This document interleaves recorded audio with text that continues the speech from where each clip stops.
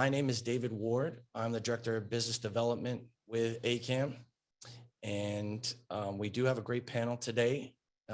3 different expert panelists, starting with David Rogel, Esquire. He's a shareholder with Becker Lawyers.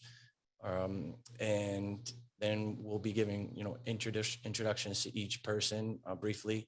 We also have Ray Altieri III, the President of Altieri Insurance Consultants.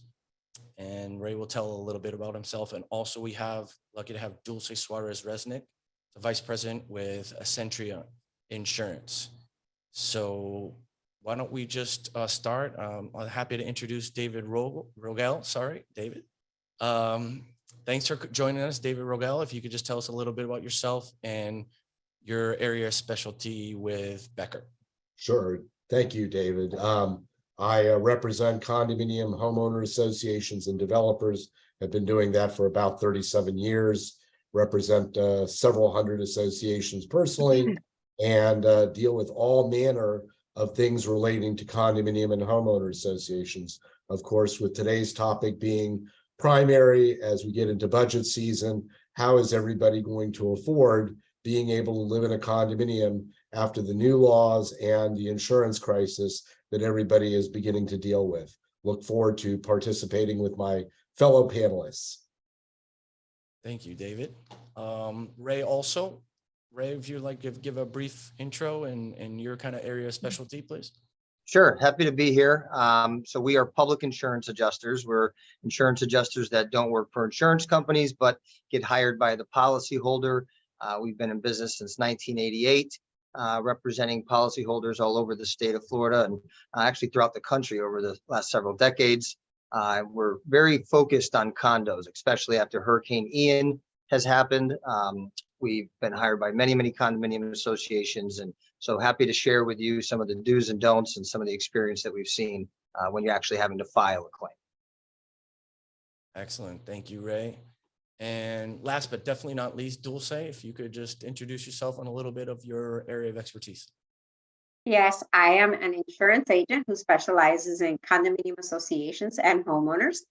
And I've been in the industry since 1985. And I think David Rogel said it best. We are in an insurance crisis. And now it's with the new laws that have passed, it's just made the industry a little bit harder in the event of insuring associations and the increasing costs. Excellent. Well, thank you to the 3 of you. We're going to just jump right into what we have for an overview today. Obviously, we just went through brief introductions. We're going to be talking about the Florida insurance market. And why are we starting with that topic? Where the overall topic is, of course, budget season. I think many of you on the call are well aware the largest impact that's happening in many HOAs or condo associations in terms of budget planning last year and this year, likely in years to come, is insurance premiums as one of the largest items that impacts percentage movements and effects to people's wallets. So we'll be talking about the insurance market. We'll also be talking about budgeting best practices in general, because David Rogel will get into that as well. Insurance isn't everything in terms of budgeting. There's a lot of other factors, even though insurance seems to get a lot of the headlines these days. We'll also talk about avoiding common pitfalls and costly oversights, things that are easy to miss, especially if you take too much on as a board by yourself or as a general manager individually. And then again, we'll finish with some, I think, very good question and answer. So just to start off, the elephant in the room is something that we definitely have to address. We've kind of touched on it. It's the Florida insurance market. It's a tough market out there. It's been very difficult for the last 12 to maybe even 24 months, exceptionally hard market. And I'd definitely like to, start off with Dulce as an experienced insurance agent. What are we seeing in this Florida insurance market, Dulce? Why are things so difficult compared to, say, 6 to 8 years ago when prices were drastically lower? What's happening and what are the factors involved? Well, you're absolutely correct. 8 years ago, we were technically in a soft market when it came to property insurance in the state of Florida. And companies actually liked insuring condominium association buildings. It was, you know, a good business to insure. Since then, since 2016, every year except for 2019 and 2021, we have had a storm hit the state of Florida. It doesn't have to hit in Southeast Florida to affect you. It just has to hit somewhere in Florida and in our accompanying states. So that has caused insurance rates to go up because it is specifically tied to the windstorm reinsurance costs. So as the cost to reinsure catastrophe losses such as windstorm, as that goes up, that is trickled down into the premium, and you see that right away. Insurance companies have then started to look at the conditions the buildings are in. Couple that along with the collapse of the Surfside building back in 2021, that has now caused a bigger situation because now there is an availability and an affordability issue. There aren't enough companies wanting to insure condominium associations. And the ones that are still around to insure these associations, it's very expensive. Unfortunately, we have seen insurance premiums go up anywhere between 35 to 80% year after year in the last 2 years. And it's become extremely unaffordable for a lot of the buildings. No, it's totally true. Thank you, Dulce. Ray, is there anything you'd like to add to that? Or I think we've also heard about reinsurance rates as well, you know, affecting the bottom line. No, absolutely. I mean, she's right. She hit it on the head. I mean, when you get hit with a hurricane, right? Hurricane Sally hit in Pensacola. Probably most people don't even remember that, but that affected your premium, even though you're down in Southeast Florida. Really, it's a unique market. It's a very difficult market right now. And so, you know, you guys pay a lot of money for these premiums. You need to know what you're being insured for and be very close with your agent. Definitely. And going back, thank you, Ray. Hey, Going back to Okay, we're seeing a lot of clients who are actually not even able to get insurance or not even able to get the insurance that they're required basically under the statute to get, which is, you know, replacement cost insurance. Are you seeing that a lot across the state? Absolutely. We have seen, it's not just, you know, Southeast Florida. Every coastal county right now is seeing where they're not able to find windstorm coverage for their buildings. And if they do find it in some cases, it's not for full limits. They're seeing, well, you need $9 million, we can get you $5 million. You know, or if you need $7 million, maybe we can get you $3 million. So we're seeing a lot of buildings going bare or not getting enough coverage for their buildings. And the reason that they're going bare is that when you were paying $50,000, $57,000 for your wind only coverage in a coastal area, and now they're telling you instead of $9 million, we're going to give you $5 million at $250,000. That is something that associations could not foresee last year as being part of their budget. There was no way they could see insurance premiums going up 500% when it comes to this. Yep. And let me add too, you pay these high premiums and then all of a sudden your deductible is as much as your roof, right? So it's got to, they're making it to a point where you have to have a catastrophic failure to your roof system to allow water, where water's pouring in for it to be worth even making a claim. So it's very important, again, to stay close to your professionals that represent you and see what your best options are. And I'm seeing a little bit of this increasing the deductibles. You know, obviously we all remember when it used to be 2% and then 3% and then 5%. And now I have a lot of clients who are saying, well, to save money, we're looking at a 10% deductible. But the problem there, aside from the fact that it probably doesn't save all that much, and certainly what Ray said about, you know, it having to be catastrophic to get you even over the deductible amount. The problem is if they get a deductible that's too high, then a lot of mortgagees or people who are trying to sell their homes and getting financing are not going to be able to get it because banks are not going to accept a 10% deductible. Correct. That has become an issue right now. And a lot of the banks are not accepting the decreased coverage on the windstorm. So that building that needed $9 million only has $5 million. The banks are having issues with giving loans on those buildings as well. It has become an issue that is affecting every side of condominium living, not just the increased costs, not the increases, to their budget bottom line, but when somebody tries to sell one of their units, they're having a problem if that person isn't buying cash. Definitely. Thank you all. I mean, the market is so challenging right now, and especially for budgeting and for board of directors and general managers. Is there really anything that, that partnership can do? Can managers or can board of directors be proactive or creative in any way to try to offset some of these increases, or are they really just at the whim of these premiums? Well, I have had various meetings with some of our associations after we've had to renew their policies and say, start now looking at ways to mitigate against losses.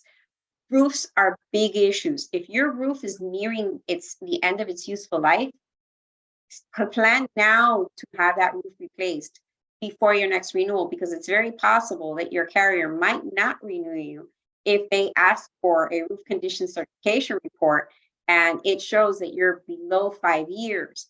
So your agent can't even go to market if your roof is below 5 years. So some associations are stuck. So I tell them, start now looking to replace your roof. If you have buildings where maybe 80% of the unit owners have opening protection, talk to the unit owners, find a way to get all those unit owners to maybe power buying through one company that offers, impact glass or accordion shutters, and have them protect those openings so that the buildings can benefit from that windstorm mitigation credit.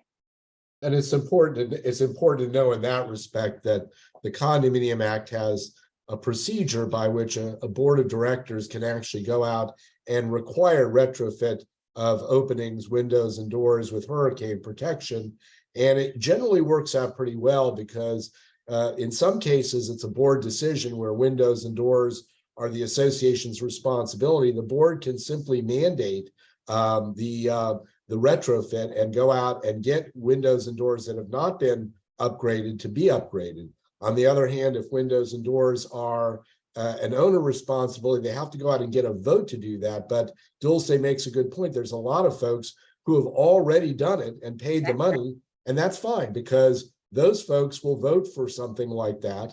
It should be understood that either way, people who already have currently code compliant coverings over windows and doors will get a credit towards the assessment or charge to fully retrofit windows and doors. So you've got a process that you can follow, especially where you have a lot of the community that's already done it. That's something very important to follow because that is something you can do. And while it does cost owners money, it's going to cost them a lot more down the road if you're not fully protected, again, in terms of window coverings, window and door openings, and of course, as well as roof. And I know that Dulce says it, Ray says it, I say it, the roof is a really big thing now. It's just, I have clients who call me up and say, we had a hard time getting insurance or we can't get insurance. And the first question I ask is, how old is your roof? And usually the answer is pretty clear that answer is not going to be a good one. Yep. Yep. And the way I look at it is when you speak to unit owners and say, okay, it might be an investment of maybe, depending on how many windows and doors they have, it might be a $5,000 investment. There are different products that can be used so that the building can get, the compliance with their mitigating. But it's peace of mind for them as well, that if God forbid they're not there at the time of a storm, they know that they've protected their unit and that there's not going to be as much damage, if there is damage, to their unit in the event of a storm. So it's not only for the building to save 15% just for the opening protection credit, it also is 50% on their personal insurance for their condo unit interior and an additional safety feature and peace of mind. Excellent. Thank you. Thank you both. I think so. The next kind of portion that we want to get into is, what are the best practices that we can start to integrate as far as budget planning. You know, when we are talking about those best practices, I can say as a former on-site manager, you definitely want to involve your experts, such as the experts we have on panel. And I'm also, comfortable sharing we had a preparation call that was educational for myself. When you are a general manager, you do your best to, educate yourself and be almost an expert on these items, but it's important to remember that GMs or even board of directors aren't experts. It's easy to get these details and sophisticated items a little bit confused. So you want to bring in somebody like an insurance advocate or a public adjuster to review your entire policy, often which they will do for free, just to build the relationship with you and your on-site team or your board. And then also your association counsel is just a tremendous resource to basically see if there's any efficiencies and look at contracts, which are definitely things once you get into contracts and agreements and those types of terms and clauses, that's something that is going to be above the area of a GM. So I'd like to start with Ray, and what your company Altieri does, Ray, especially to build relationships, or maybe some of you've already had for many years. Sure. What do you typically recommend? Even I would say off season, if your renewal is in March 1st for your property and the majority of your coverages, what can you do with an association now and review all policies? Sure. Well, it's just that, it's pre-loss planning, right? And so being prepared for a disaster doesn't always have to be a hurricane. It can be a pipe break that 15 floors have flooded out, right? It could be a major fire. And so we're the people that actually have to use the insurance policy. Okay. Everybody pays that in hopes that you never have to use it. But when you do have to use it, it's critical that you have that policy working in your favor and working at its peak performance. And so what we're able to do is identify shortcomings, pitfalls, maybe some bad exclusions, and just provide that to the board saying, hey, your type of building here, you only have $250,000 in wind-driven rain coverage. I really think you should try to get more. You should look for maybe 750 or $1 million if it's available. And so we provide these suggestions to our board so that they can go to their agent, they can go to Dulce, and they can sit down and say, okay, here's what my adjuster has said that we should look out for. And then if it's available, or it's a business decision if you want to pay that premium, but at least you're not getting blindsided, right? Where the event has happened, you're thinking I have coverage, and you're trying to deal with all the chaos, and then you find out that something's excluded or very limited in the amount that's available to you. So a lot of making sure that your vendor lists are up to date, and just again being very prepared and strengthening that insurance policy. Definitely. Thank you, Ray. Dulce, you want to add anything to that? I think we also were talking earlier about important policies like flood, and if there's, not enough coverage or Correct. intricacies of that statute, I believe. Yeah. So here's the thing. Most buildings buy flood insurance, and they buy for the either replacement cost shown on that appraisal, or if the replacement cost on that appraisal is higher than $250,000 per unit, they're maxed out at $250,000 per unit, which means, I'll give you a quick example. If you need $46 million of coverage and you have 120 units, the most that association can buy is $30 million.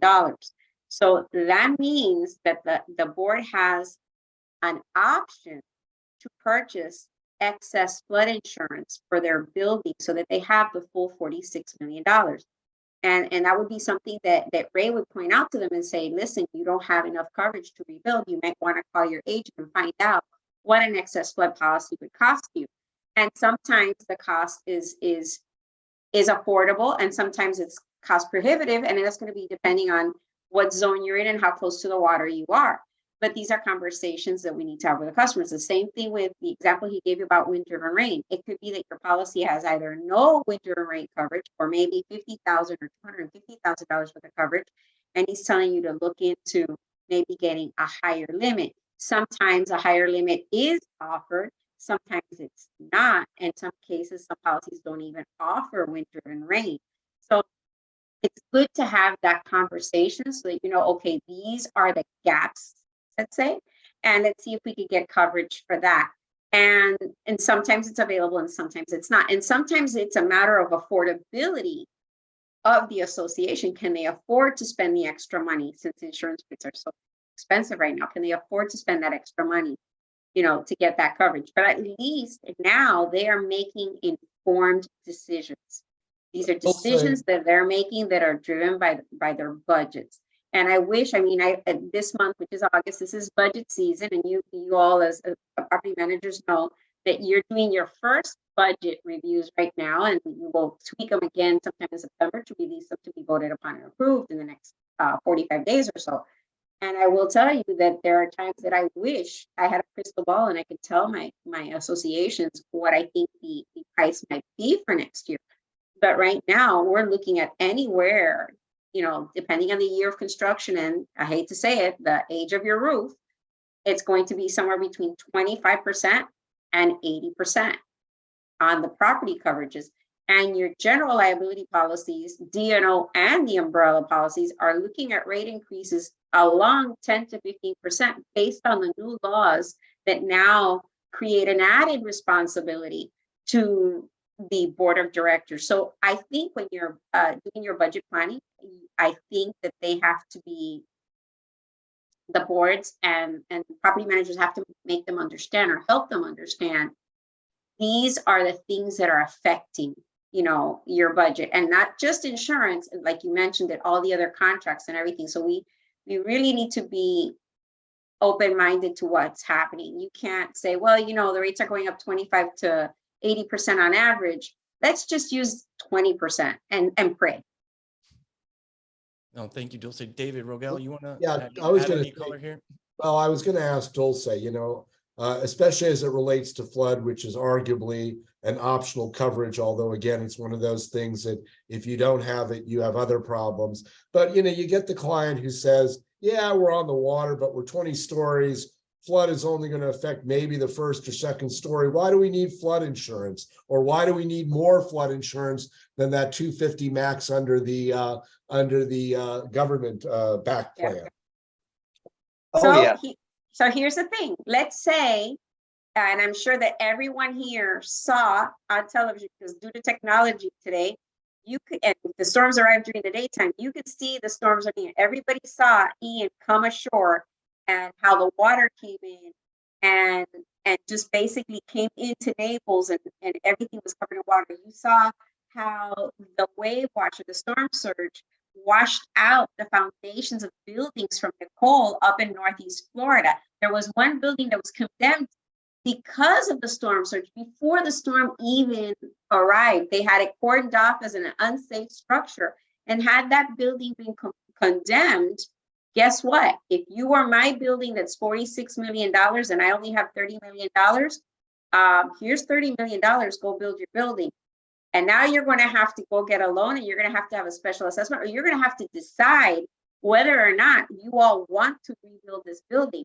Florida has a law, it's part of the condominium law, and David, maybe you can shed some additional light on it, that says that when there is a catastrophic loss, where there is substantial damage to your building, okay, to the point where you have to decide where you're going to rebuild, the board has to get together and everybody has to decide whether or not they're going to rebuild this building. And I think the state of Florida gives you 90 days to let them know, or they will cancel, they will terminate your condominium. So it's very important that people understand the rules. Yeah, not exactly, but again, it is important to know that a lot of condo docs contain very onerous provisions regarding substantial damage and termination, and the requirement to look at those things before a storm is really very, very important, because again, some documents do provide only a very limited period of time to make those decisions after a storm has passed. And certainly, you know, bringing up, and I hear everybody saying it's the season. Let's be clear. It should be the season, and I'm sure I'm preaching to the choir here. Yeah. We're in August. there's a lot of communities out there that are not thinking about budgeting right now, and they should be. And I expect that for the participants on this webinar, they know that as well. But it is really important to understand, first off, the law changed and now requires that a budget be adopted at least 14 days before the end of the fiscal year. Most people have a calendar year fiscal year, but that's, mid-December. The fact is that, especially given the problem you have that you're looking at with respect to insurance and the problems you're going to have with respect to the new laws relating to milestone reports and structural integrity reserve studies, especially, now is really the time to be thinking about it, not, right at the end of the process. And while, your property manager is going to be a great resource for that sort of thing, and looking back at historical amounts you spent in various areas, these areas are brand new. The idea of insurance going up, and Dulce says it's nice to say 20, 30%. I've had clients where it's gone up 100, 200, and 300%. And that is ridiculous, but it happened.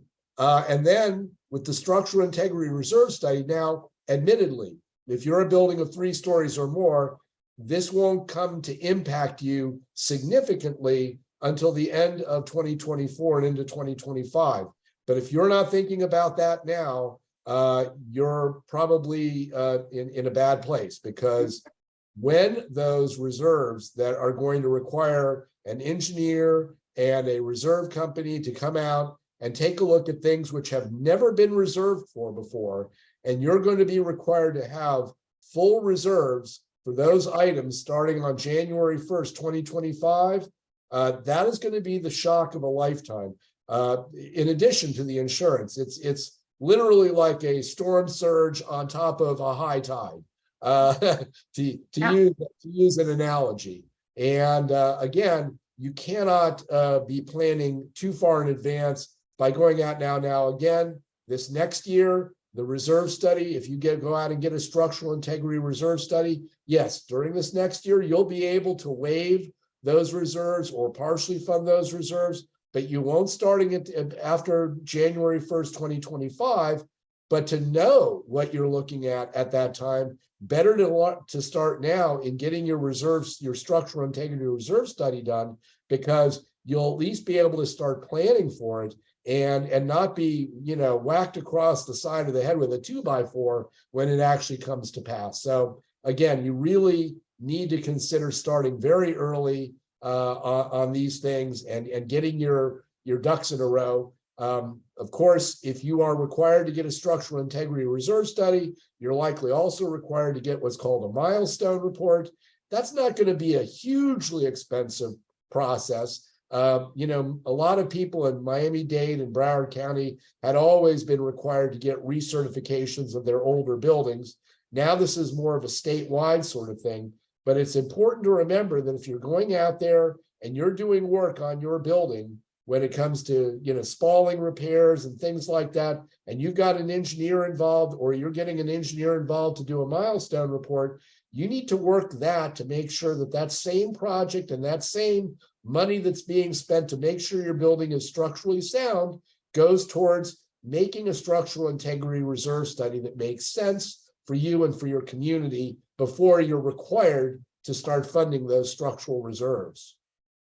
Definitely. And the one thing I wanted to also cover briefly, thank you all, is some of the more stepping back, the traditional measures. And I know we're talking about insurance quite a bit today on the call, but even traditionally that would, what are the practices that would work regardless of the current year environment, even 5, 10, 15 years ago. And, at AKAM or any management company, you definitely want to be very organized with a very detailed, simple list of all your current agreements and contracts that are in effect, that you're obligated currently until expiration, listing them, what type of contract it is, term, how long is the expiration, what are the clauses on at the end of expiration? Is there an auto renew? Is there a clause for an automatic increase? Is there a cap on the increase during budget season? These factors on, automatic price increases or these types of allowances by sometimes even trash and recycling or bulk internet and television. even with broadcast fees, the devil's in the details. So you want to really dive in and get ahead of it so that, you know, when you do present your first draft and you have your backup for your board, these types of things don't catch you by surprise. David, is there anything, anything you want to add there? David, that's really an excellent thing. And I tell a lot of my clients, if you look at your contracts now, don't feel like you can't tell a vendor whose contract term is expiring in 3 or 6 months or whatever, that, you know, we're not going to allow for the automatic renewal, whatever notice we have to provide. We're telling you right now, we are not allowing the contract to auto renew, or even when there's no automatic renewal, telling the vendor that, you know, you're looking at other things, so you need to come back to us as though you're working the deal from the beginning. And there's a tremendous amount of savings that you can get out of being aggressive with vendors. You may have a great vendor and they may be the best thing in town, and I'm not suggesting that you eliminate those folks who do a good job for you at a good price, but you need to have eyes wide open in this era of increasing costs to make sure that you're getting the best bang for your buck. And the best way to do that is to make each vendor, good, bad, or indifferent, work for you by being a little bit aggressive with them and making sure that they understand that there are others out there. Definitely, absolutely. The other thing too is, and we'll go on to kind of our next larger section, is I remember preparing budgets all the time, and it was a little bit difficult because, of course, board of directors always want to have the least amount of increase as possible because they're empathetic to the owners that they represent. But that line item of professional services or professional consultants, now more than ever, I think you have to be very careful, and I think do your best effort to find the really accurate sweet spot number, because you're going to have funding for reserve studies, SIRS that haven't been there actually in the past, because of the new, structural integrity legislation. You have obviously audit that might be a separate GL for your CPA. Sometimes it's in the same line item. So, and engineering consultants as well, which are substantial. So, that professional consultants line item, you want to be very careful with, take your time with, have a true dialogue with your experts and your board. And I think it's better to actually budget correctly so that you're not, in a deficit for that item. But of course, every board has their own preference of approach. Okay, so the next overall kind of topic we want to cover is, how can we avoid common pitfalls and costly oversights? I want to maybe jump to Ray, and then also, of course, Dulce. What are you seeing, Ray, in your experience and the insured clients that you represent? What are the mistakes they're making with their roof or maybe glass policies? Well, I mean, with the roof, they're letting them go too long. I mean, Dulce, you touched on that earlier, how that can save you money. But regarding the glass policies, I think they're a good option. They're low premium, and there's no deductible associated with it. What I understand, I went and looked at one of the last clients that we had. They had it. It does have some exclusions, like for etching and for scratches. If fire damage doesn't cover it, but it's more along the line. It's not for a catastrophic claim like a hurricane. Okay, it's more along the lines that a kid threw a baseball through the window, and so they'll replace the glass. A lot of the times there'll be a small sublimit for some of the hardware or the assembly to get the glass out, but typically that's not covered either. It's strictly for glass, but it is a good low premium thing to have when you need it. Great. Dulce, anything to Well, add? glass policies could be purchased different ways. You could have a glass policy. They're all going to be a lower premium and they're going to have no deductible. But you have to be very careful how you buy that glass policy, because you need to buy common area and unit owners in order to be properly covered.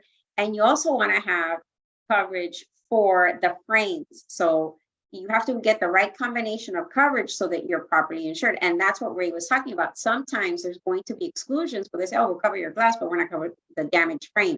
So you need to make sure that when you look at the different options under the glass policy is that you buy the option that covers the most, meaning that you have frame damage, the glass damage, that you have the common area, that you add your balconies. A lot of the older buildings have gotten rid of the railings, and now they have glass balconies, glass balcony railings. You need to add that on, because if you don't add it on, it's not covered.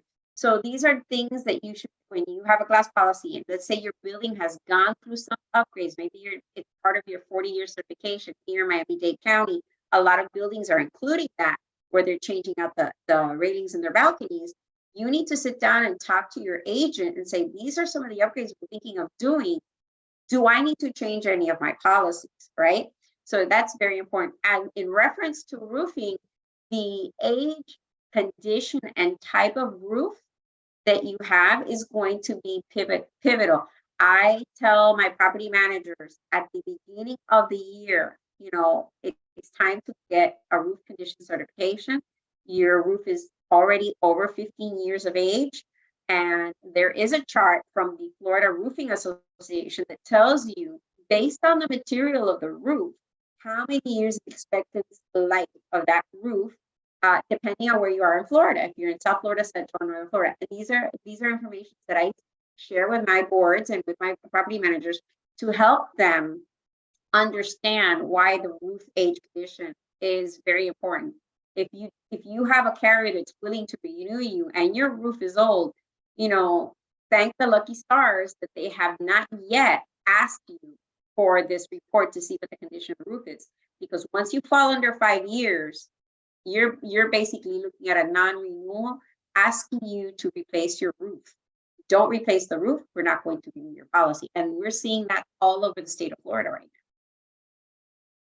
David Rogel, I wanted to make sure that you were able to kind of cover an important aspect, and we can go a little bit back to what do you just kind of give for all the clients that you represent as general counsel for advice in the timing, the general timing, the planning, setting up your, working backwards from the 14 days and how many drafts it might take, if there's a committee involved that needs to, be approved, understanding the statute requirements and the mail outs and that sort of thing. Well, those are all very basic stuff. Again, the 14 days is the 14 days. You typically have a minimum 14-day notice for a budget meeting. Some communities in their documents, and again, you have to check the docs. Statutorily, it's a 14-day minimum notice for a budget meeting. For some, though, it's a 30-day notice, so you have to follow the requirements of your documents as well. But that's really, again, so assume worst case scenario, 14 days before the end of the year, you have to have your new budget. 30 days, you have to announce your budget meeting. So now you're back in mid-November. That's not the time to be starting. The time really to be starting is now. You need to, it's nice to have a committee, but committees can sometimes have legal impediments in terms of notice and things like that. You want to be able to have a real working group of folks that will get down and get dirty in terms of the kinds of things you need to look at.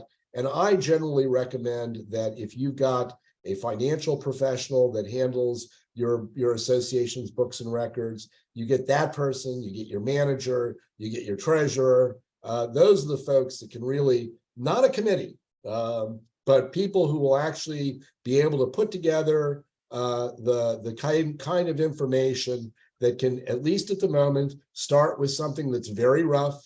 Say, let's assume we had to do this budget by the end of September. What are our numbers? And get that together, and then be able to work backwards from that.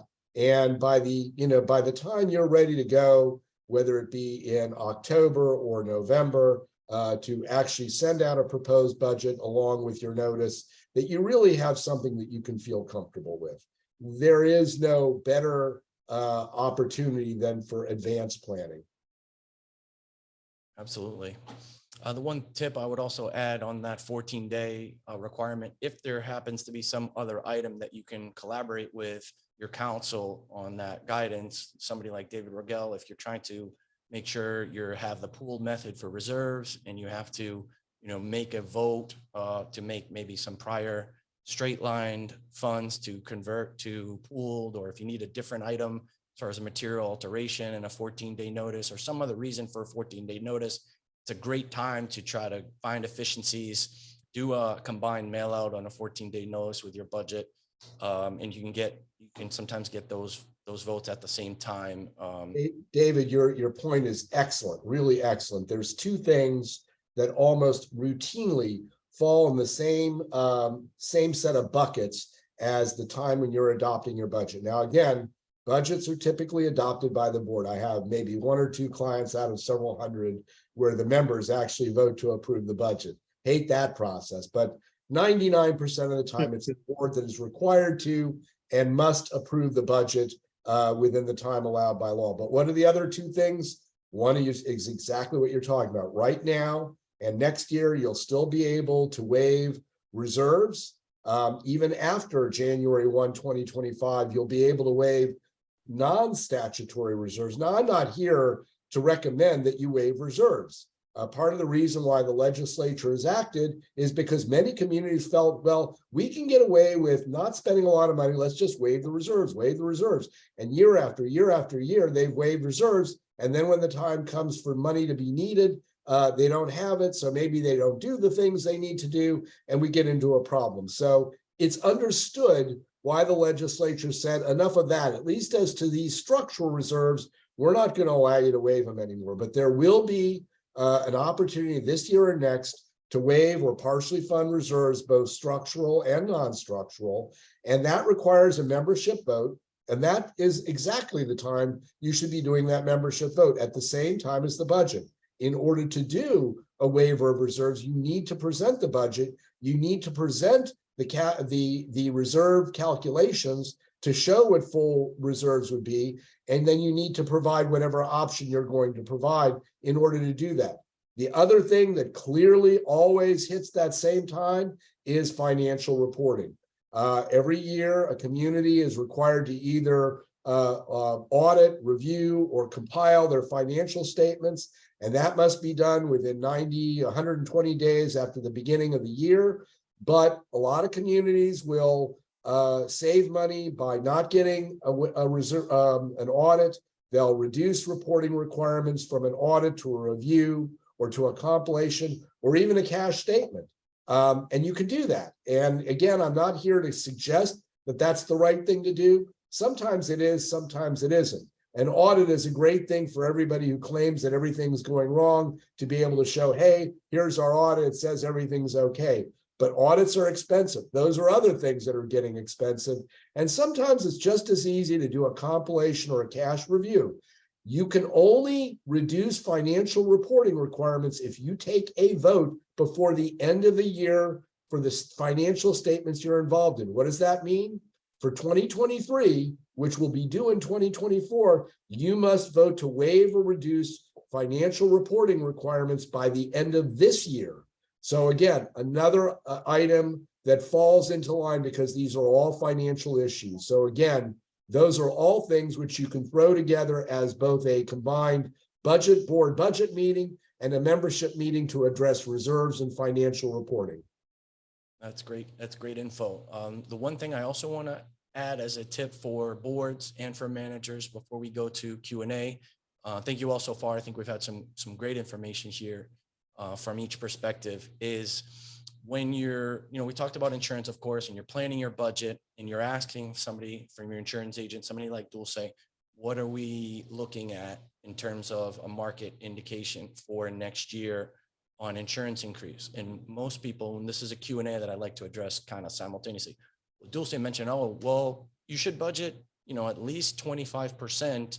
And then somebody like Dulce, your agent, should know more details about your particular property, your roof, if that's a good figure, if that needs to be a 40% increase for premium rate, if that needs to be a different rate.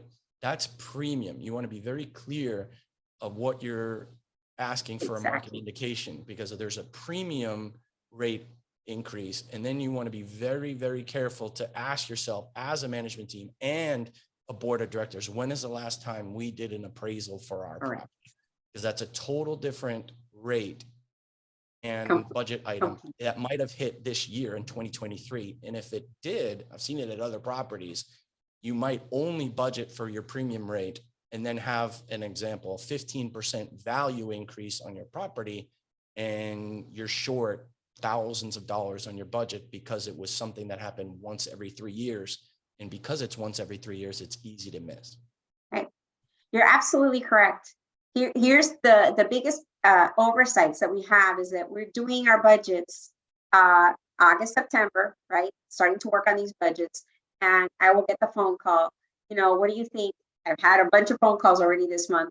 What do you think our rate increases are going to be? And I tell them all the time, I wish I had a crystal ball. It's going to be between 25 and 80%. And depending on the year of construction, it could be, like David said, 100%. And we've seen that. And the thing is, that's what we're projecting based on a rate. And then you add to that a new appraisal that's done in January or February of the following year. And now, because of inflation, you need to increase your property coverages. So if you had, in essence, a 25% increase on the rate, so you went from a 65-cent rate, 65 cents per $100 of coverage, you went from 65 cents, and you're all of a sudden at an 80-cent rate, okay? The rate went up, but now I need to add an additional $2 or $3 million of coverage because the appraisals came in, and now we have more coverage. So when you factored in to your budgets in September, okay, 25% of $120,000 is X amount of dollars. And that's what we're going to put for property.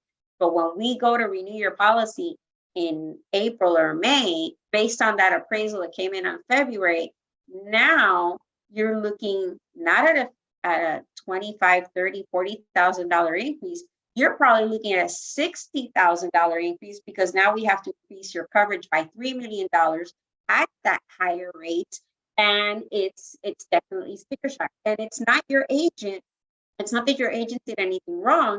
It's just that there's no way of knowing if that increase due to inflation, is it going to be 9%, 10%, 12%? Is it going to be 18%? I mean, it all really depends. Now, the good news is we're starting to see a lowering of that inflation factor. And a few of the appraisals that have come in just slightly lower than what they did last year from buildings that got them last year. Now we're looking at buildings that are similar building types that are having to do with this year because their appraisal expires now. And we're starting to see a stabilization, but it's too early to really tell. But you have to keep that in mind, that appraisal can actually completely kill your budget when we decided that it was going to be a $40,000 increase and it ends up being, a $60,000, $70,000 increase. Right. And that's a big hit that you didn't prepare for. Right. And now we're in August. So if you've already had your appraisal this year and it's already done and you already know that figure, that's what we want to stress to keep in mind. Right. Also, in addition to any rate increase, because that's a separate item.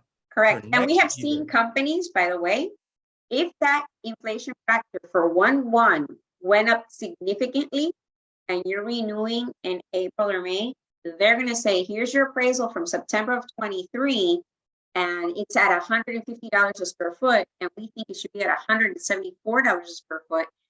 They're going to increase it themselves and send you the rate based, your premium based on that. So it's becoming a situation that the inflation percentage is really playing a big game. Even though you already have an appraisal, they don't care. They want to make sure that those buildings are properly insured. I don't know if Ray's seen any of that in the last year, but we've started to see it late 22 into 23. Yeah, definitely. And I just want to add quickly, we'll go into Q&A. We're almost coming up on an hour. So for next year, if you are doing your appraisal, highly recommend schedule that for Q1 or Q2. Absolutely. That way it finishes by hopefully, July. You have that figure well before August and you're right in line rather than trying to do 2 market indications or 2 guesses. You have something that's in your hand for the appraisal, and then you do your best bet with your agent for the market premium, the rate. So going into Q&A, I want to jump just a general question for everyone, and maybe we can start with David Rogel. You all also, are either homeowners, right, or condominium owners. So if you could take off your professional hat for a moment, if you were actually, and a lot of times this actually does happen, if people know your background in real life and you're elected to your board of directors and you're sitting there as a president of your board for your condo, what would you be looking to do or looking from your management company? What would you be seeking for strategies? What are your expectations or recommendations for budget seasons right now in August 2023? David, you want to start? Resign and sell. No, seriously, I think we've really covered that, David. I don't really have any different opinions as taking off my lawyer hat as I would as a lawyer.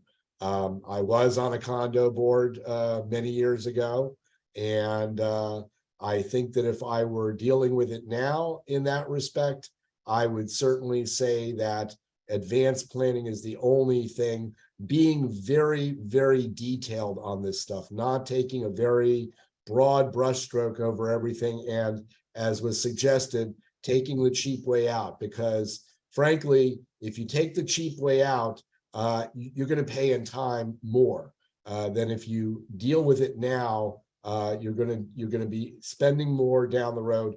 And in addition, and again, the commentary is about what happens if you don't have the right amount of insurance. And we talked earlier, a very broad brush stroke about termination. If your property was hit badly, and are you going to be able to rebuild? If you don't have the right kind of insurance, and you don't have the kind of insurance that the law requires, and I know Dulce will tell us this, you're not covered by your insurance policy as a board member for not having adequate insurance.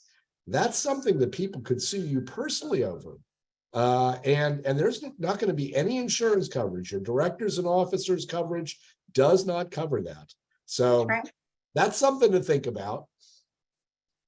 Oh, definitely. Ray, is there anything specific that you'd like to add? I'd like to, there was a couple of questions on Q&A, and maybe Dulce too.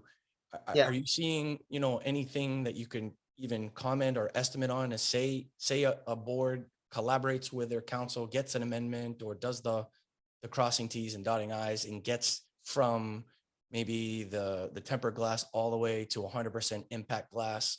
Are you seeing any percentage savings that of significance that you could give guidance to people that might be considering that?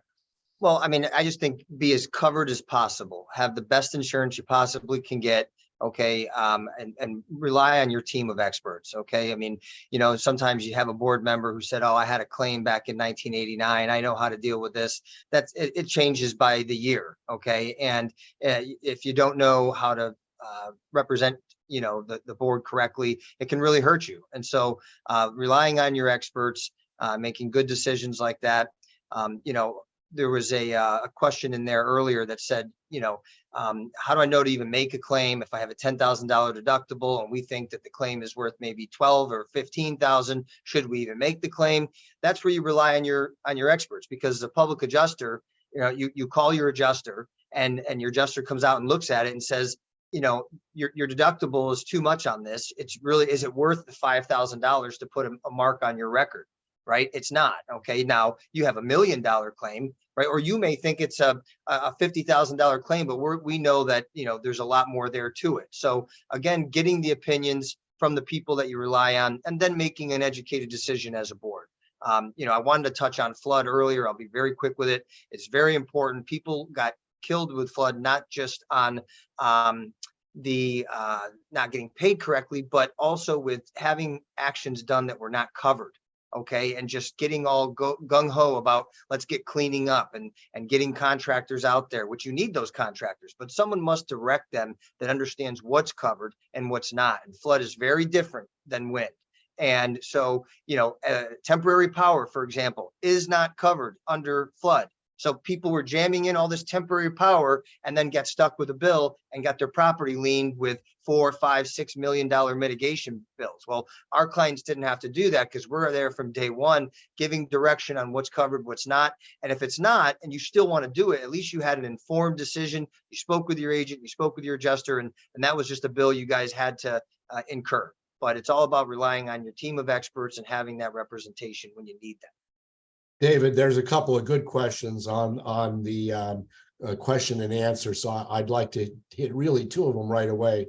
One of the person's question about the change in the law regarding voting for reserves. Of course, non-structural reserves will always still be something subject to waiver. Structural reserves are going to be waivable up until starting January 1, 2025. And the law changed. Used to be that reserves were only waived by a majority of a quorum. If you got a quorum at a meeting and a majority of those voted to waive or partially fund reserves, that was the way it was. Now the law has changed, and that is effective now. That requires a majority of all voting interests to waive or partially fund reserves. So the commentary was maybe people should be having those reserve meetings a little earlier than the end of the year, because if you don't get a quorum, you at least with your proxies have 90 days to get a vote of the owners if you're looking to waive or partially fund reserves. The other one, a good question is, we're getting hit big time. We have no reserves. Can we use current reserves? Can current reserves be used for safety requirements? Reserves can only be used for that which it was collected for.